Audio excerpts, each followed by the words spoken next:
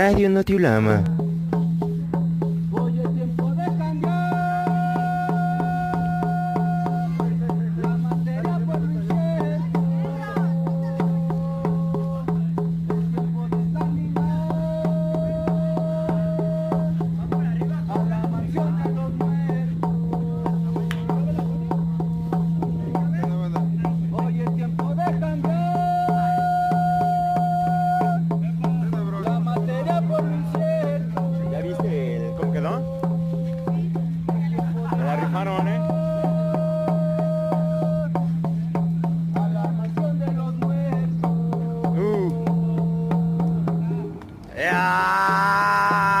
¡Canto de poder!